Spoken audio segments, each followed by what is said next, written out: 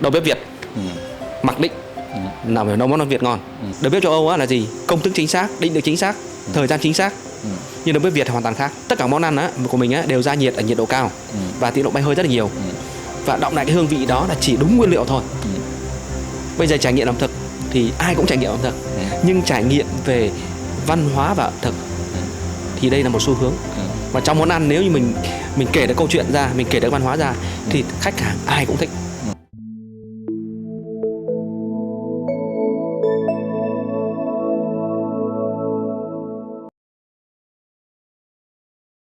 Quay lại sự kiện rất thành công của APEC, thành công như vậy nhưng nó cũng mất rất nhiều công sức, vất vả. Thành công thì thành công, nhưng có cái gì để mình phải rút kinh nghiệm ở đấy?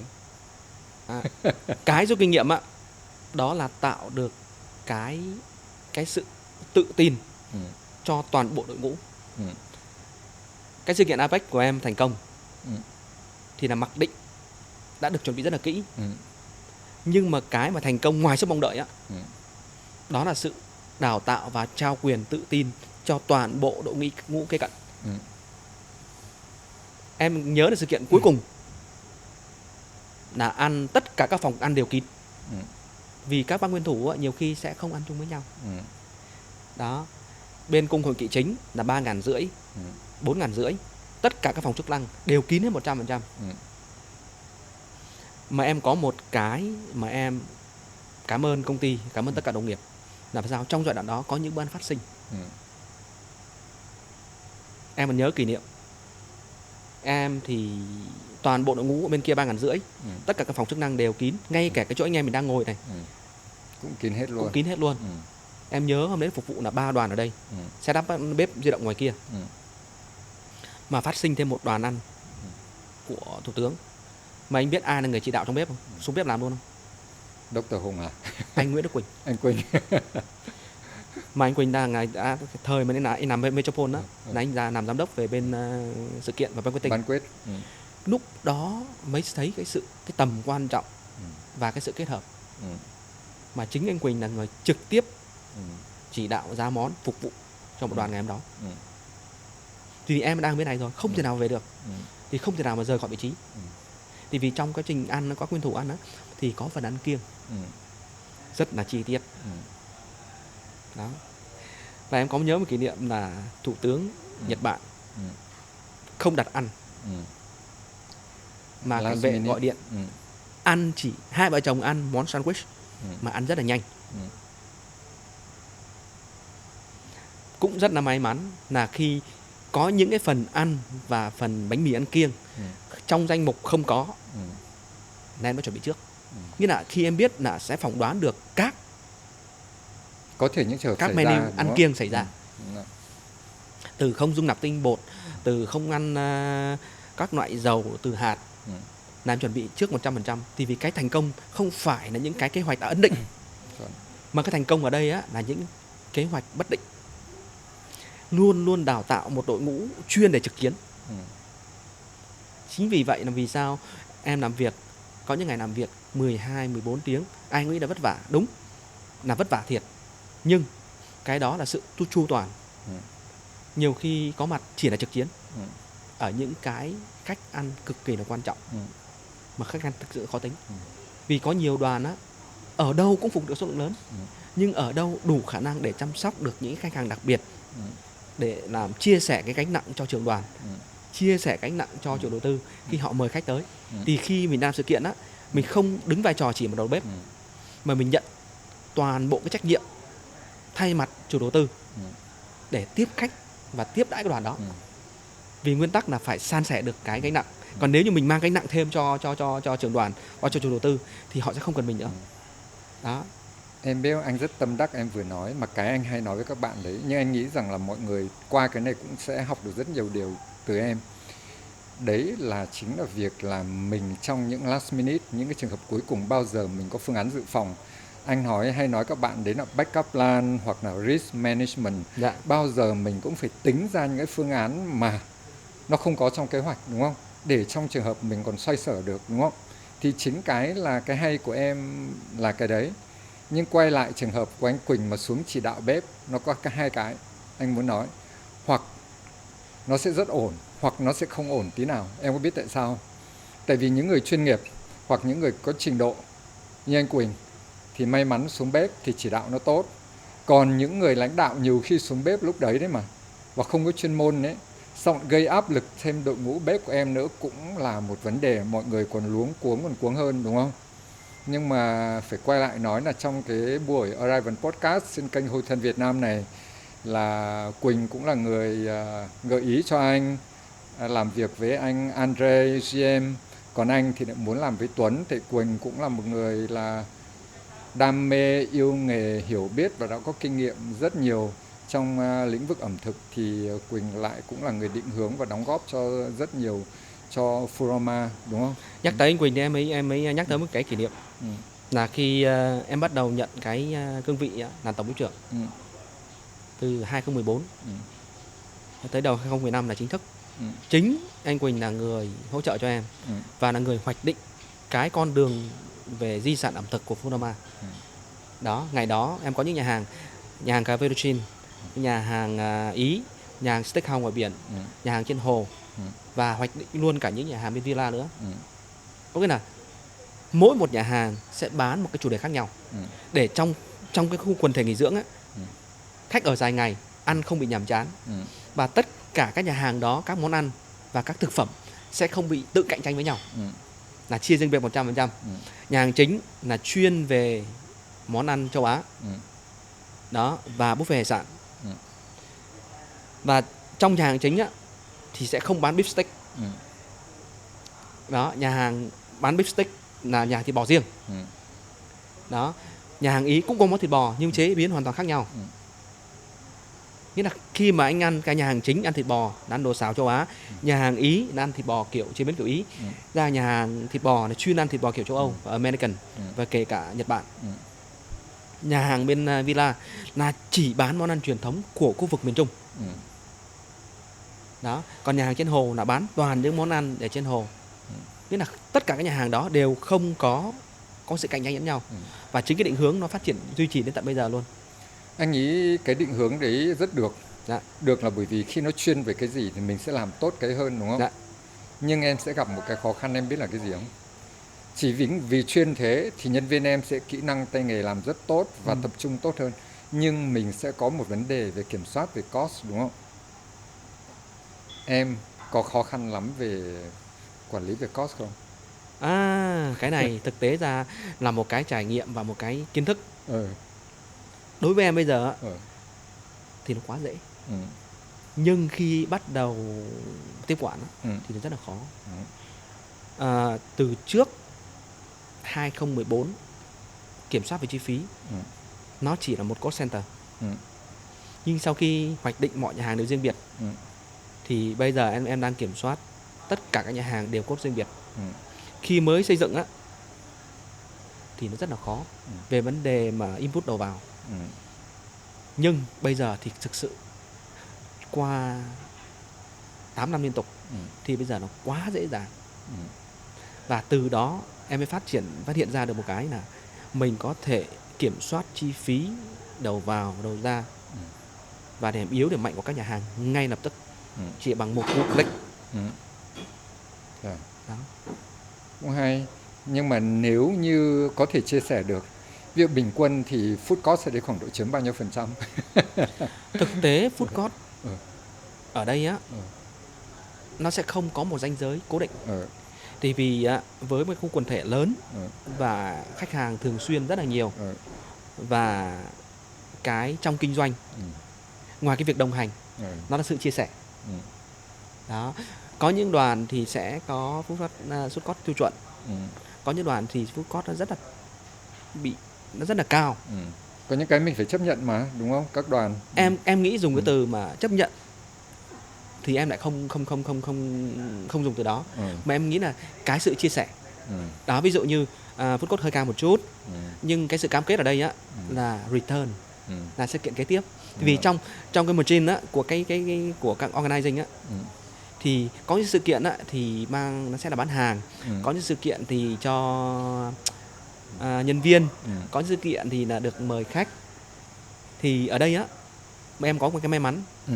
là các đoàn đều chia sẻ rất là nhiều Ừ. đó về sự kiện của thường niên năm nay, sự kiện cố định của năm tới. Ừ. Đâm chính vì vậy á, cái food court ở đây á, trong cuối kỳ Ừ. nó đạt chuẩn Ừ. là được. Nhưng đâu trong sự kiện mà trong ngày thì nó sẽ có sự Tất sai lệch. nhiên, đấy là mình đang nói Đó. bình quân của cái Dạ. tháng hoặc năm đấy. Dạ. Ừ. Bên em có cái là ban giám đốc cũng rất là hỗ trợ trong vấn đề food court theo cái thời điểm, Ừ. theo mùa vụ. Ừ. Ví dụ như trong cái đợt cuối năm á, cuối năm này từ tháng 9 đến tháng 12 là sự kiện mà gọi là Staff Party á. Ừ. Gần như là cái sự kiện đó là để cảm ơn các đối tác. Ừ. Họ tới đồng hành cùng với mình, họ tổ chức sự kiện cho nhân viên. Ừ. Thì cái vấn đề food court được mở rộng rất là cao Ừ. để hỗ trợ đối tác, và cũng Ừ. đấy là cái tri ân của Fulama tới với đối tác của mình. Ừ. Đó thì em cũng rất là may mắn được cái sự hậu thuẫn về kiểm soát chi phí. Ừ. Rồi. Thực ra câu chuyện nó qua nhưng anh muốn quay lại một chút. Ngày xưa em sang bên Ý, em làm ở Four Seasons đúng không? Dạ. Khi mà làm một cái khu đẳng cấp như thế, rồi cái ẩm thực nó hoàn toàn khác, em học được cái gì đấy? Em có áp dụng được gì vào cho Forma này không? Có một cái em chia sẻ là tất cả những món ăn của Foodoma có trong menu. Có một nguyên tắc duy nhất mà khi em bắt đầu tiếp quản làm tổng bếp trưởng, nếu em chưa đi trải nghiệm thực tế thì trong Foodoma sẽ không bán. Rất hay. Một cái nguyên tắc bất di bất dịch. Đó, ở đây á, có món ăn Ấn Độ, có món ăn Hồng Kông, có món ăn Ý. Em tự hào á, là nhà hàng Ý là được sử dụng nguyên liệu 100% từ Ý. Đó, trừ các loại mà hương liệu mà gia vị, ví dụ như basil, lemon sallow và cái lá xay, lá thơm là chúng ta trồng được ở đây. Còn tất cả các loại nguyên liệu khác, ví dụ như từ bột mì cũng từ Ý. Mì được sản xuất trực tiếp từ Ý luôn. Parmesan, pecorino, tất cả các nguyên liệu nhập khẩu đều từ Ý 100%. Thì ngay cái thành công ngay từ ban đầu luôn, nghĩa là ngay từ cái vị ban đầu đã thành công rồi. Em đã đảm bảo luôn được nó đúng cái mà nguồn gốc xuất xứ. Dạ. Rồi tất cả những cái nguyên bản của nó. Tại vì ở đây á, ngoài nấu món ăn ngon ra cho khách quốc tế, cho khách Việt Nam tới trải nghiệm, nhưng cái điều em mong muốn á là muốn nấu món ăn Ý cho người Ý. Nó không cần phải quá hào nhoáng, nhưng mà hãy đặt cái vị của họ đúng. Cái đó là họ thích rồi. Khi họ ăn một cái họ cảm nhận đây đúng rồi, đúng món ăn của chúng tôi rồi. Đầu bếp em chỉ cần một đánh giá như vậy thôi. Đây đúng món ăn Ý. Đó. Cái điều mà thành công của em đấy. Dạ vâng. Cái điều hạnh phúc và cũng là điều tự tin của em là như vậy. Ví dụ như có những món ăn, ví dụ món ăn Ấn Độ đi, nó rất là rộng. Khi em gặp đoàn khách Ấn Độ, em chỉ nói một câu thôi: tôi phục vụ món ăn Ấn Độ ở vùng này. Chứ em không nói là tôi nấu được hết. Đúng rồi, tại vì Việt Nam mình cũng Trung Nam Bắc nó khác nhau. Em mà, đúng chưa không? bao giờ tiếp xúc khách hàng á, để em nói là tôi nấu được hết. Em chỉ nói là tôi được tu nghiệp ở vùng này, tôi biết món ăn vùng này. Thì khách hàng rất là thích. Đó, khi mà họ ở một nơi khác tới thì họ sẽ đánh giá mình rất là cao, vì ông bếp này ông nói thật về cái thực trạng của ông á, và cái khả năng của ông đang có. Việt Nam bây giờ rất nhiều khách Ấn Độ sang đi mọi vùng miền của Việt Nam, nhưng cũng nhiều khách sạn cũng đang rất gặp khó khăn về việc phục vụ cho khách Ấn Độ, đặc biệt là đồ ăn. Dạ. Tất nhiên là em đã trải nghiệm Ấn Độ và em biết làm đồ Ấn Độ, nhưng em có gặp khó khăn gì không? Hoặc là em có thể chia sẻ với các bạn đấy để các bạn cũng để rút kinh nghiệm được để mình làm sao phục vụ cho khách Ấn Độ được tốt hơn. Rất khó khăn. Vì cái em có thể nói về bản chất là trong cái tiểu vương quốc độc thống nhất, ngay cả Ấn Độ, cái đất nước họ cực kỳ là rộng. Trong một nước có vài thứ tiếng. Bắc Trung Nam hoàn toàn ăn vị khác nhau.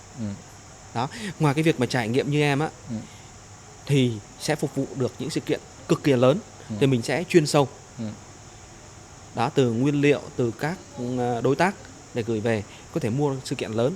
Nhưng đối với phục vụ khách mà Ấn Độ á, gọi là in-house hàng ngày á, ngoài cái việc mà đào tạo kỹ ra rồi á, thì một điều chắc chắn là vẫn phải có một đầu bếp bản xứ làm trợ lý cho mình. Mình sẽ hỗ trợ họ về khâu tổ chức đầu vào. Còn cái món ăn á, thì ngoài cái việc mà món ăn tiêu chuẩn ra á, thì có món ăn địa phương. Đó, mà cách phục vụ gần gũi nữa, mà cách giao tiếp với khách hàng thì vẫn luôn luôn có. Nếu không có đầu bếp Ấn Độ thì phải có một bộ phận mà chuyên đào tạo và am hiểu về văn hóa của Ấn Độ. Và mình sẽ đào tạo chuyên sâu cho một nhóm của nhóm phục vụ đó để phục vụ tốt nhất món ăn. Chứ còn nếu như chỉ phục vụ cách thông thường thì em nghĩ là rất là khó. Tại vì phải hiểu bản chất món ăn, hiểu về văn hóa thì mới nói chuyện được với nhau. Rồi. Nhiều khi á, cái họ cần á không cần quá nhiều. Đó, nhưng họ chỉ cần đúng. Chỉ cần đầu tiên lắng nghe. Thứ hai là nhân viên đủ kỹ năng. Và thứ ba á, cực kỳ quan trọng đối với các Ấn Độ á, là nói thật và nói thẳng vào vấn đề. Đó, chứ mình không có đồng ý hết mọi thứ. Và đối với thực khách Ấn Độ ở đây chỉ cần á, ok, recap gạch đầu dòng 1, 2, 3. Cái gì mình làm được mình ghi đúng. Cái gì không làm được thì mình sẽ nói là cái này chúng tôi làm chưa tốt. Thì họ hoàn toàn đồng ý. Chứ mình có cái văn hóa định nghĩa là gì? Ví dụ như thịt gà hầm với curry đi. Là gà hầm curry là cả Ấn Độ giống nhau? No. Khác nhau. Khác nhau ở cấp độ, khác nhau về vị. Em nghĩ cái cuối cùng vẫn là sự tôn trọng về văn hóa và đào tạo. Khi làm kỹ cái đó thì em nghĩ phục vụ rất là tốt. Furama thì sẽ dễ hơn các khách sạn hoặc resort khác, tại có nguồn lực, có tài chính, có thể có một bạn bếp phó người Ấn Độ, hoặc em đã có kinh nghiệm đi trải nghiệm rất nhiều nơi và đặc biệt ở Ấn Độ.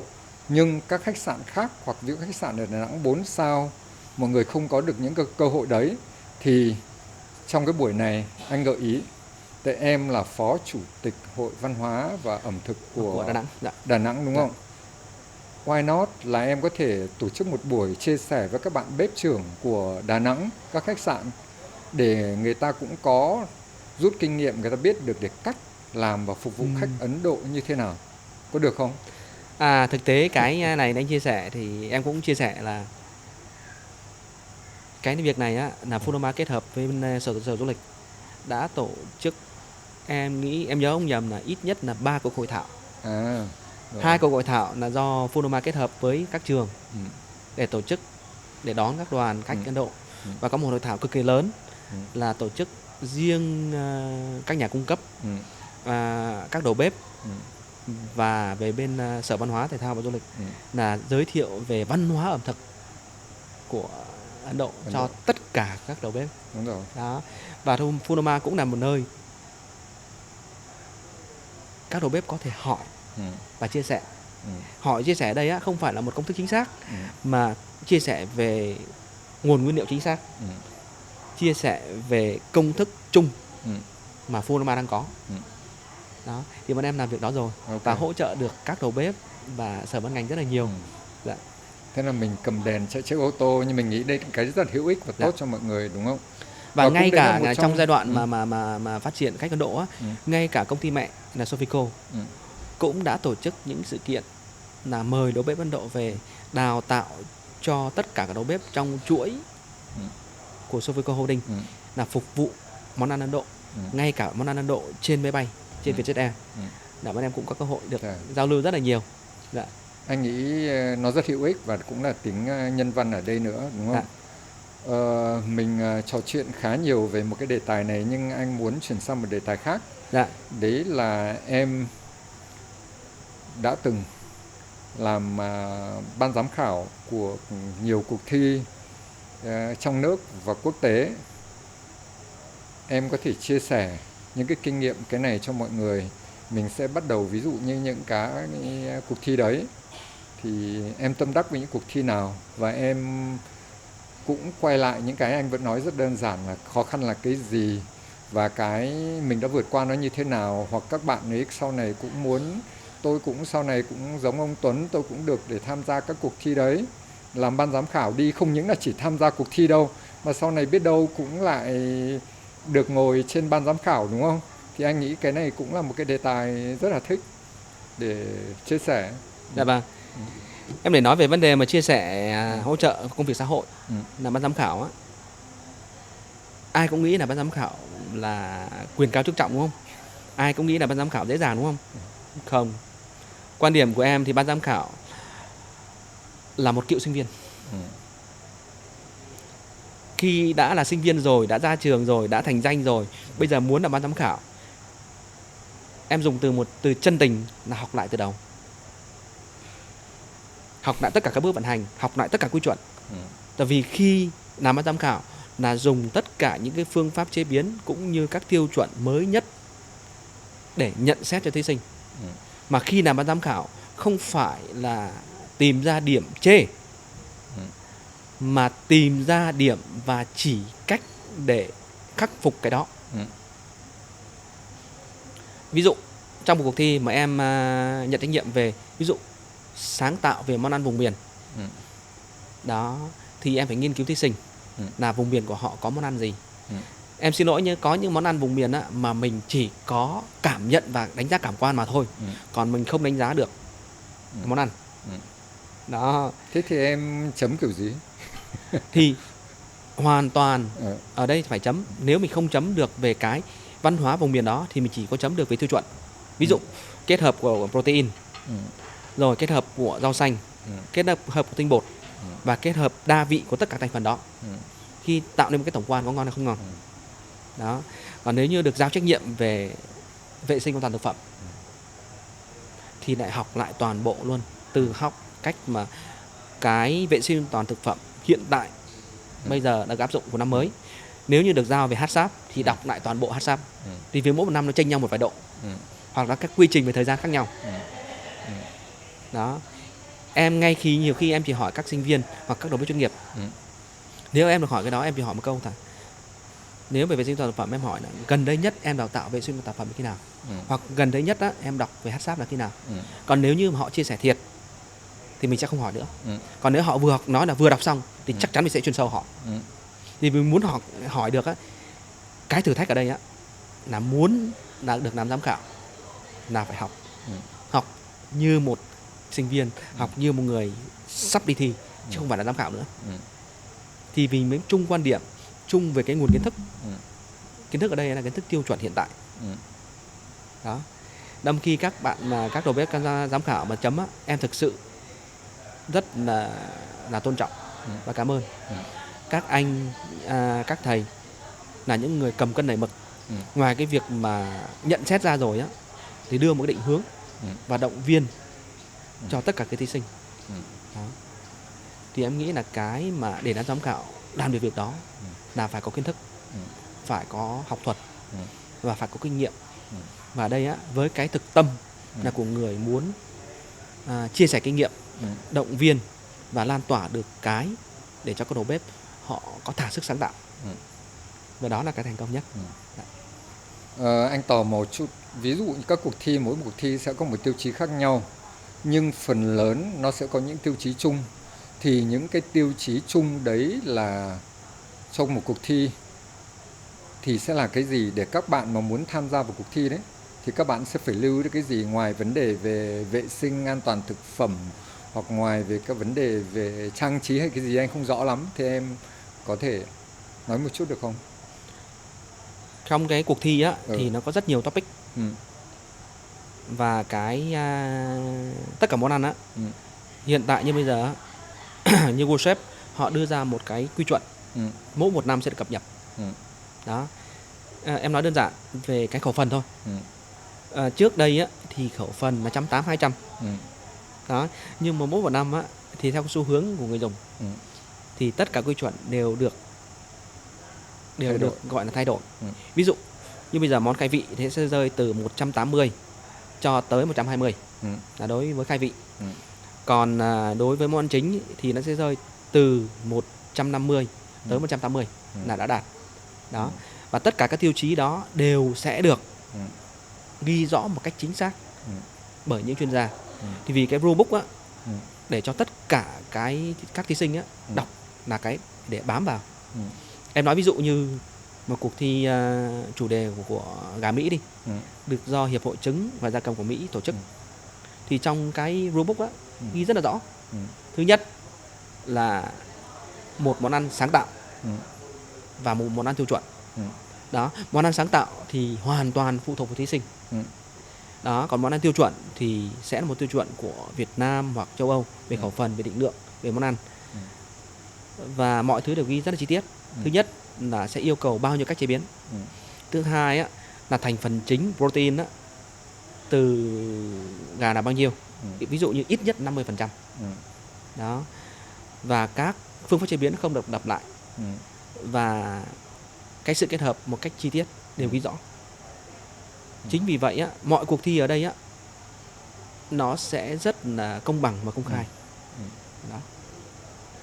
Làm thế nào để em trở thành những người ngồi trong cái vị trí là ban giám khảo của các cuộc thi đấy, thì em có cần phải thi, có chứng chỉ hay không? Và những người mong muốn được như em để cũng ngồi như thế thì họ sẽ phải làm như thế nào? Em đã trải qua rất nhiều cuộc thi. Đó. Ngoài cái việc mà thi ra, nếu mà tư tưởng đi thi mà để giành giải á, thì ai cũng mong muốn. Đó. Nhưng mà cái mà giành được lớn nhất đi thi á là sự trải nghiệm, sự kết nối. Để được như em á, khi được mời tham gia các cái sự kiện mà cuộc thi tầm cỡ á, em chia sẻ một cái, chính cá nhân em cũng bị ngạc nhiên. 2022, 2023 em nhận được cái bằng vinh danh và kỷ niệm chương của World Chef. Chính em cũng không biết. Họ research, họ tìm thông tin ở các kênh mà em tham gia các hiệp hội và các cuộc thi ở đây á, là hỗ trợ và phát triển món ăn vùng miền và hỗ trợ cho ngành công nghiệp ẩm thực phát triển. Và đó là random, hoàn toàn không biết trước. Đó. Ví dụ một đầu bếp nổi tiếng trong một doanh nghiệp tổ chức sự kiện cực kỳ lớn ở trên các trang mạng, thì đó sẽ gói gọn ở trong doanh nghiệp. Còn những cái mà em đang làm á, thì nó thuộc về việc xã hội, cho cộng đồng, đúng không? Cho cộng đồng, phi lợi nhuận. Đó, họ research ở trên những trang mạng đó. Thì em cũng rất là may mắn, rất may mắn được tham gia và được trực tiếp cái World Chef là chủ tịch là trao tặng cái bằng vinh danh đó. Em nghĩ trong Việt Nam hình như cũng có 1 hoặc 2 người. Ở trên thế giới thì nó sẽ không có quá nhiều. Đó, đã sẽ research bởi trực tiếp chủ tịch Hiệp hội Đầu bếp Thế giới. Và cái Hiệp hội Đầu bếp Thế giới thì em nhớ năm nay hình như tròn 100 năm. Đó. Thì cái việc mà được mời làm giám khảo danh dự á, là một cái nó sẽ ngoài tất cả các khuôn khổ. Thì khi mà anh chỉ đạt được những tiêu chí ở đây á, là cộng đồng đánh giá, thì mình sẽ được mời. Một cái nữa, đấy là em đã có rất nhiều kinh nghiệm, trải nghiệm mà gắn bó với Surama rồi phát triển cái nghề bếp này và cứ đi theo cái nghề đấy. Thế nhưng các bạn trẻ bây giờ, lớp trẻ bây giờ, mọi người cũng rất thích theo cái nghề này. Em nên khuyên các bạn cái gì? Đấy là câu hỏi thứ nhất. Cái thứ hai, theo em, cái xu thế ẩm thực của Việt Nam trong tương lai nó sẽ như thế nào? Nghe hỏi có vẻ hơi báo chí nhỉ? Em trả lời câu hỏi đầu tiên. Đó là cái trải nghiệm thực tế. Khi mà em phỏng vấn hoặc là định hướng cho các sinh viên mới, em sẽ nói thực trạng của nghề nghiệp. Thứ nhất là các bạn cần sức khỏe. Thứ hai, biết hy sinh, cần như hy sinh tất cả những cái thói quen. Cái thứ ba là đam mê. Và cái thứ tư á, trước khi để các bạn quyết định, em đưa các bạn đi thực tế. Ngày xưa em có một số anh chị em, con cháu rất đam mê nghề, rất thích, ai cũng thích. Em nói ok, thích đúng không? Em đưa đi trải nghiệm một hôm trong khi em làm việc thôi, là các bạn về các bạn đầu hàng hết. Về định hướng nghề nghiệp bây giờ, các điều kiện cần và đủ là trên giấy, nhưng hãy để các bạn mà thâm nhập và trải nghiệm một lần thực tế. thì các bạn biết làm sao được cái áp lực. Nếu như bạn cảm thấy vui và chịu được là ok. Ai cũng nghĩ đầu bếp là khi đi ra ngoài á thì đội một mũ rất là cao, mặc đồ trắng muốt, nhưng vào trong bếp, sorry, nó sẽ rất là trật tự. Và nó thực sự, em phải nói là áp lực rất là lớn về vấn đề thời gian và chất lượng. Cái tố chất để trở thành một đầu bếp chuyên nghiệp, để đỉnh cao á, thì vẫn cần một cái không thể nào thiếu. Đó là chịu được áp lực. Mà áp lực ở trong môi trường mà áp lực cao. Em nói đơn giản thôi, 1.000 khách chỉ cần thay đổi giờ ăn 30 phút thôi. Mà với một menu Việt Nam kết hợp với quốc tế, 1.000 khách, menu 5 món, anh tính 5.000 đĩa, chưa tính đồ ăn kèm, cái nên khoảng 7.000 đĩa. Mà làm sao đều tăm tắp, mà lệch nhau cỡ được 30 phút thôi. Thì người đầu bếp á, người bếp trưởng á, thực sự là người phải có cái trái tim rất là khủng. Rất khủng. Ngoài cái việc mà đảm bảo về chất lượng ra rồi á, là áp lực về thời gian thôi đã đủ mệt rồi. Vì sao em không phản biện cho cái việc đầu bếp nóng tính, nhưng thực tế ra công việc đến lúc đó phải nóng tính. Nóng tính ở đây á, nó là sự mà đồng nhất về chất lượng và thời gian. Đâm ra em rất thông cảm cho các bạn mà đầu bếp khi nóng tính. Nóng tính sau sẽ vỗ về, nhưng giai đoạn đó bạn phải nóng tính. Nếu không nóng tính sẽ không thể nào mà làm được. Thế đã bao giờ bạt tai nhân viên chưa?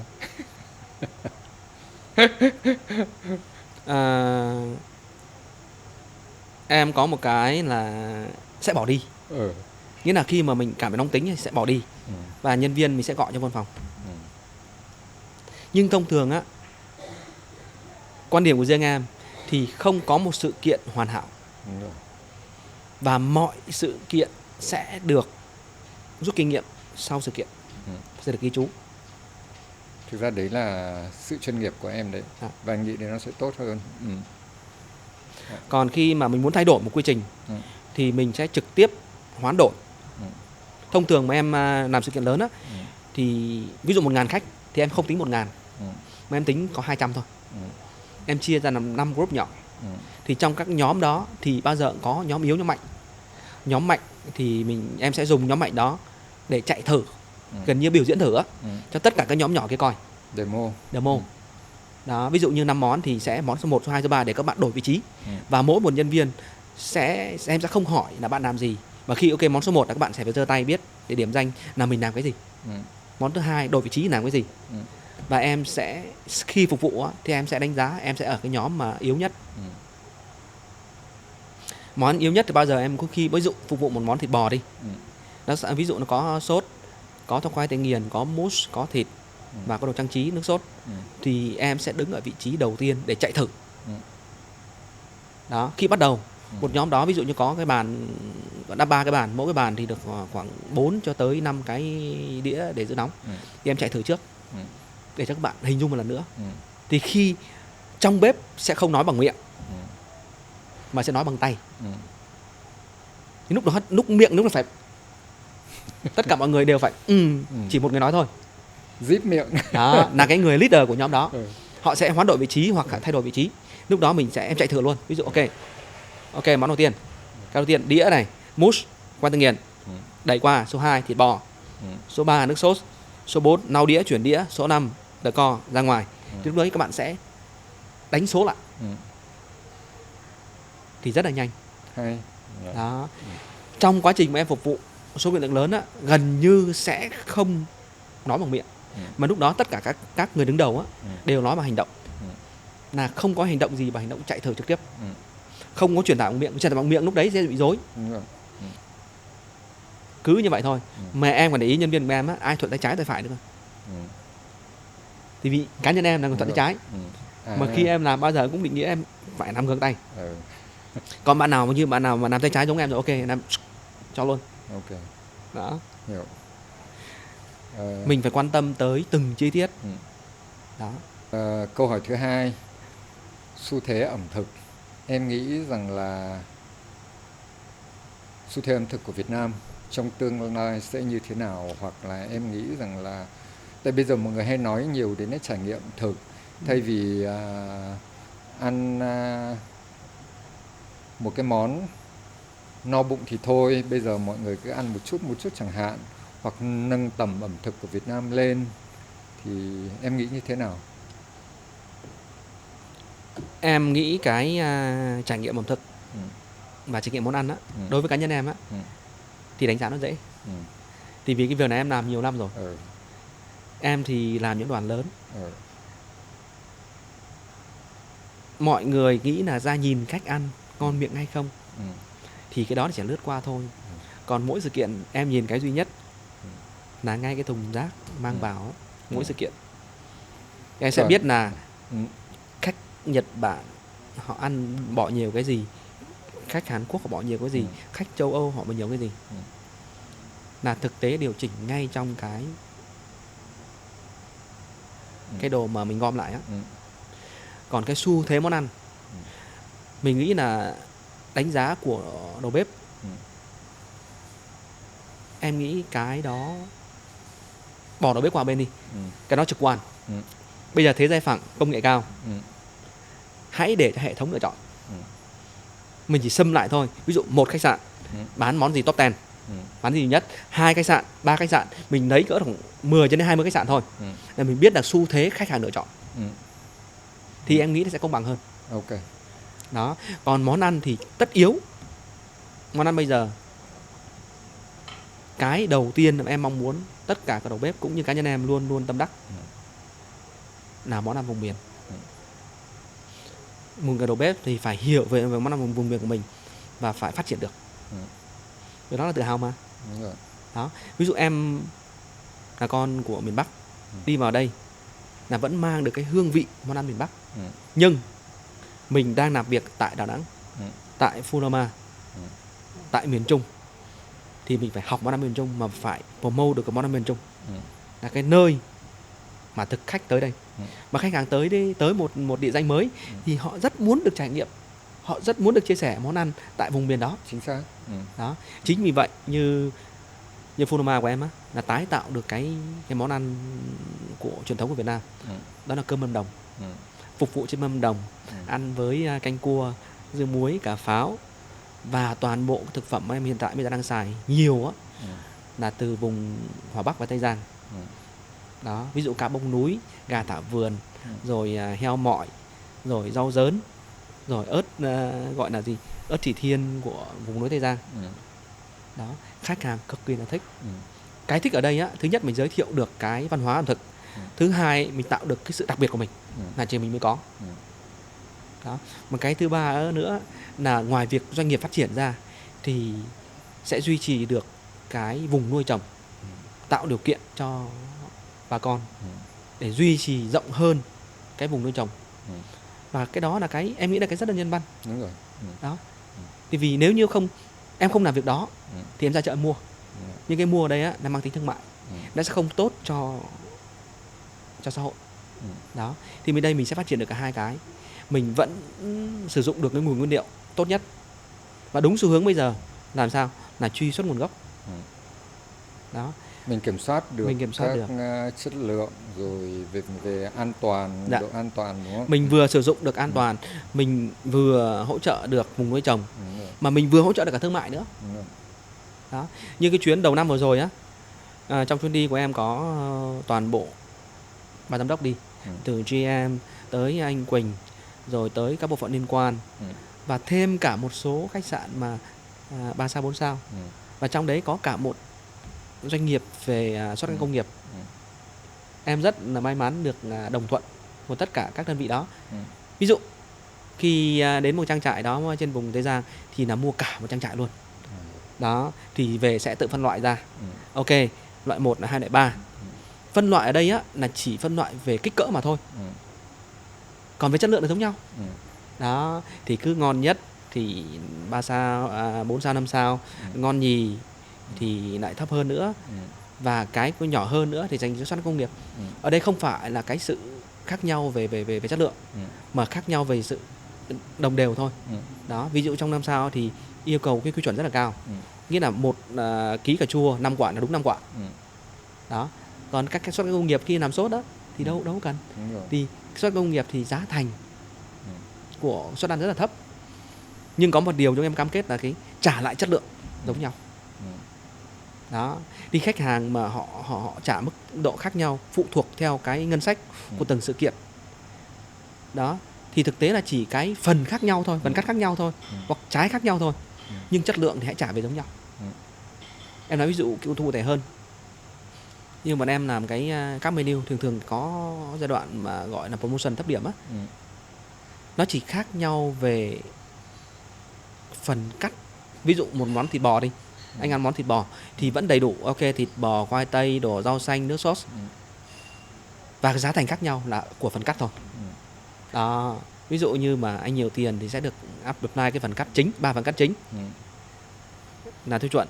Còn những phần cắt phụ chỉ menu thấp hơn, ví dụ diềm bụng hoặc là đùi hoặc là mông. Đó, còn cái về vị thì mặc định phải giống nhau. Đó là cái điều mà em luôn tâm đắc và muốn làm được như đó, và đã làm nhiều năm nay rồi. Nghe hợp lý. Anh em mình trò chuyện cũng đã khá nhiều, nhưng thực ra nghĩ có nhiều đề tài sẽ mình nói chuyện trong một buổi khác. Ví dụ trên kênh Hotel Việt Nam bọn anh có chương trình gọi là Bonjour Chef, cũng sẽ mời em trong một dịp khác. Và anh nghĩ có một đề tài nữa cũng rất hay, sau mình sẽ nói chuyện mà mọi người quan tâm, đấy chính là định lượng, là để co các món ăn. Để kết thúc cái buổi hôm nay trước đã này, anh hỏi này, định hướng nghề nghiệp trong tương lai của em là gì? Em mong muốn gì trong tương lai? Định hướng nghề nghiệp và cũng như cái đam mê của em hiện tại bây giờ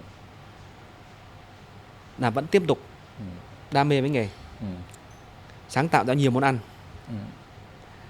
và sẽ sáng tạo ra nhiều cái sự kiện ẩm thực mà có thể mời và quy tụ được nhiều đầu bếp trẻ và nhiều đầu bếp có thứ hạng để đi cùng nhau một sự kiện, đi cùng nhau một chặng đường để nâng tầm được món ăn Việt và để tạo ra được một cái quy chuẩn của món ăn của toàn Việt Nam để xứng tầm với các bạn quốc tế. Đó, như quốc tế họ tạo ra được những cái concept về món ăn là có quy chuẩn và định lượng rõ ràng. Việt Nam em cũng muốn làm được như vậy. Đó, vì món ăn ở đây nó rất là đa dạng. Và để tránh xung đột món ăn Việt Nam thì em nghĩ không khó, mà chỉ mong những người như anh đi nhiều, biết nhiều, và có những sự kiện mình có thể mời nhau lại để mình tạo ra quy chuẩn chung món ăn của Việt Nam có thể mang ra quốc tế. Cảm ơn Tuấn đã dành thời gian cho Arrival Podcast trên kênh Hotel Việt Nam. Hy vọng những chia sẻ của em rất hữu ích cho mọi người đang theo dõi kênh này và cho những người mong muốn đi theo cái nghề đầy vất vả này nhưng cũng đầy thú vị. Cảm ơn mọi người đã theo dõi Arrival Podcast trên kênh Hotel Việt Nam. Mình hy vọng vào buổi chia sẻ này rất hữu ích cho các bạn. Và các bạn nếu thích chương trình này, các bạn hãy giúp mình like và chia sẻ cho mọi người. Xin cảm ơn mọi người rất nhiều. Cảm ơn Tuấn. Cảm ơn anh. Cảm ơn quý vị khán giả.